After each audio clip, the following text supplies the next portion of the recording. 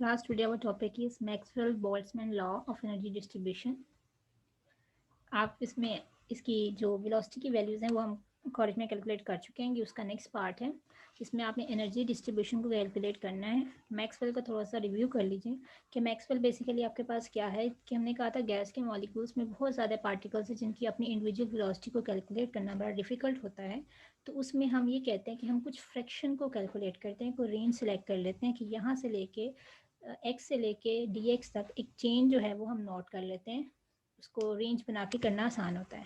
तो हम उसमें मोस्टली जो स्टडी करते हैं वो मोस्ट प्रोबेबल वेलोसिटी करते हैं कि वो कुछ फ्रैक्शंस होते हैं जिसकी मैक्सिमम वेलोसिटी हम स्टडी करते हैं। तो बोल्ट्जमैन जो एनर्जी डिस्ट्रीब्यूशन है उसमें आप देखोगे कि फ्रैक्शंस को हमने सेलेक्ट कर दिया जिनकी काइनेटिक एनर्जी इस रेंज में लाई करती है, which is equal to E plus D E. This is the range set कि यहाँ से एनर्जी स्टार्ट होकर यहाँ तक आ रही है, एक रेंज हमने बना दी। उसके लिए आप काइनेटिक एनर्जी का फॉर्मूला यूज़ करोगे। Kinetic energy is equal to half M V square. हम केमिस्ट्री में डील करते हुए फिजिकल केमिस्ट्री में स्पेशली तो हम यहाँ पे वी की जगह पे हम सी यूज़ करते हैं। M is the molar mass, capital M से शो किया गया। ठीक, आपने इस इक्वेशन नंबर 1 को 2 दफ़ा लेट करना है। एक दफ़ा आपने इसको डिफ्रेंशिएट करना है और एक दफ़ा आपने इसको थोड़ा सिंप्लीफाई करना है। तो सबसे पहले डिफ्रेंशिएट करना है विद रिस्पेक्ट टू सी, क्योंकि स्पीड चेंज होने से एनर्जी चेंज होने का फैक्टर वेरिएट करेगा, चेंज आएगा उसमें, मैथ्स की वजह से नहीं। तो हम यहाँ पे अभी फोकस कर रहे हैं कि डिफ्रेंशिएट करना है इस इक्वेशन को with respect to D C. D C is the change of speed. तो विद रिस्पेक्ट टू जब डी सी होगा तो डी के नीचे क्या आ जाएगा, D over C. 1/2 is a constant, M is a constant term. ठीक, तो ये बाहर आ जाएगा, सिर्फ डेरिवेशन अप्लाई होगी C2 पे। तो डेरिवेशन अप्लाई करते हुए पावर पहले, ठीक है, पावर पहले और पावर में से एक कम, तो 2C आपके पास आ गया। और C का derivative with respect to C 1 होता है, तो आपका डेरिवेटिव आ गया 2C। क्लियर ये पॉइंट कि आपने DC को डेरिवेट किया, पहले क्या आएगा 2, पावर में से एक कम, फिर आगे पावर कि छोड़ के जो चीज़ अंदर है उसका डेरिवेटिव इस तरह। तो 2C वैसे आ जाएगा, DC with respect to DC cancel, इसको लिखने की ज़रूरत नहीं, तो खाली क्या आएगा 2C। ये 2 का फैक्टर इस 2 से कट आउट हो गया, पीछे आपके पास इक्वेशन रह गई सिंपल सी, DE over DC MC। Equation number 2 इसका नाम दे दें। अब इसी इक्वेशन को हम दोबारा से कंसिडर करेंगे और इसको सिंप्लीफाई करेंगे। सिंप्लीफाई ऐसे करेंगे कि यहाँ से हम वैल्यूज़ निकाल लेंगे थोड़ी सी M और C की, ठीक, इसके प्रोडक्ट की। 2 यहाँ पे डिवाइड हो रहा है, दूसरी तरफ जाके क्या हो जाएगा मल्टीप्लाई। तो इक्वेशन 1 आपकी क्या बन जाएगी, 2 इज़ इक्वल टू MC का स्क्वायर। ठीक, इसमें स्केयर को हमने ओमिट करना है। ओमिट हम क्यों कर रहे हैं, ये आगे हमने वैल्यू को पुट करना है तो वहाँ पे स्केयर टर्म नहीं है, हम स्केयर को ओमिट करेंगे तो पूरी इक्वेशन का स्केयर रूट ले लेंगे। तो जब पूरी इक्वेशन का स्केयर रूट लेंगे तो आपके पास कुछ इक्वेशन इस फॉर्म में आ जाएगी कि अंडर रूट इसके ऊपर भी आ जाएगा, अंडर रूट इसके ऊपर भी आ जाएगा। तो ये जो अंडर रूट होता है, जब ये सी के ऊपर मल्टीप्लाई फैक्टर होते हैं तो एम के ऊपर अलग है और सी के ऊपर अलग है अंडर रूट।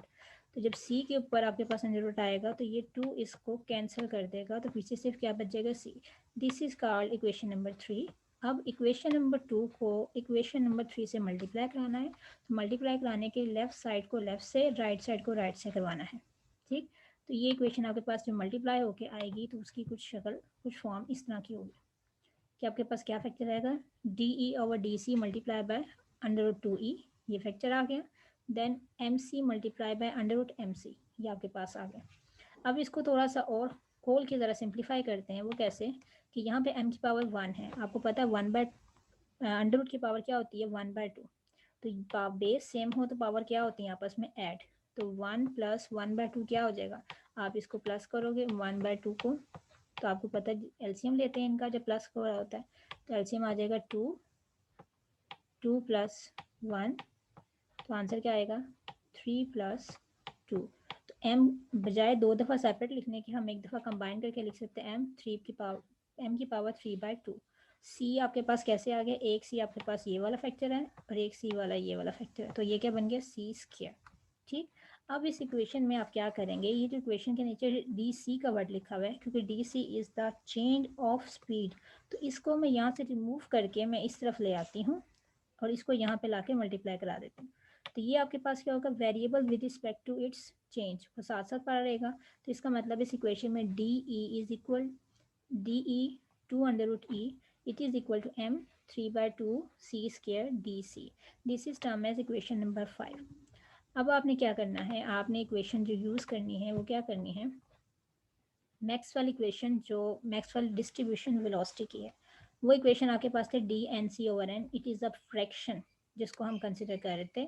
4 पाई आपके पास वो स्फेरिकल शेप था तो उसका एरिया था, सरफेस एरिया। ई आपके पास एक्सपोनेंशियल फैक्टर था, एम मोलर मास था, सी उसकी velocity, R general gas constant, और टी आपके पास टेम्परेचर था। अब यहाँ पे एम 2 पाई आर टी, ये इक्वेशन हमने प्रीवियसली वेलोसिटी में ड्राइव की हुई है, उस इक्वेशन को आप लेंगे। अब उस इक्वेशन में हम क्या करेंगे, क्योंकि हमने इसको रिलेट करना है मैक्सवेल डिस्ट्रीब्यूशन वेलोसिटी को विद रिस्पेक्ट टू एनर्जी के साथ हम इसको मोल्ड कर रहे हैं, तो आप क्या करोगे, ये जो पावर 3/2 है ये फैक्टर आपके पास एम के लिए भी है, ये फैक्टर नीचे के लिए भी है, तो आप इसको सेपरेट कर सकते हो, तो ये आपके पास इक्वेशन बन जाएगी। M3/2 अलग आ गया, C2D, ये जो फैक्टर हमारे सामने अभी लिखा हुआ आया है ये तो अभी हमने ऊपर प्रूफ किया था, जो बराबर था DE और 2E के, तो हम इस फैक्टर को रिलेट कर देते हैं विद दिस, क्योंकि आपकी इस पूरी इक्वेशन में, वेलोसिटी की इक्वेशन में कहीं पे भी एनर्जी का फर्क नहीं आ रहा, हमने इसमें एनर्जी का फैक्टर इंट्रोड्यूस करना है, क्योंकि इस वक्त हम उसकी डिस्ट्रीब्यूशन एनर्जी के लिहाज से निकालना चाह रहे हैं। तो ये जो फैक्टर आपके पास है इसको रिप्लेस करेंगे विद DE/2E से, ठीक। तो ये आपके पास इक्वेशन बनेगी कुछ इस तरह से, तो you will get by placing the value, वो क्या होगी, इक्वेशन 1 और 2 के अंदर जो आपने यूज़ करके दी है तो उसकी जगह पुट कर देंगे DE/2E, ठीक। तो ये जो इक्वेशन आपके सामने आई है, if there is any cutting possible, तो हम उसको कट आउट करेंगे। और कटिंग कैसे पॉसिबल है, आप फ़ौरन से देखो, हमने थोड़ा सिंप्लीफाई किया है, इस √2E का मतलब है 2 और E की पावर √, क्योंकि जब अंडर रूट में दो चीज़ें मल्टीप्लाई होती हैं तो हम उनको सेपरेट कर सकते हैं।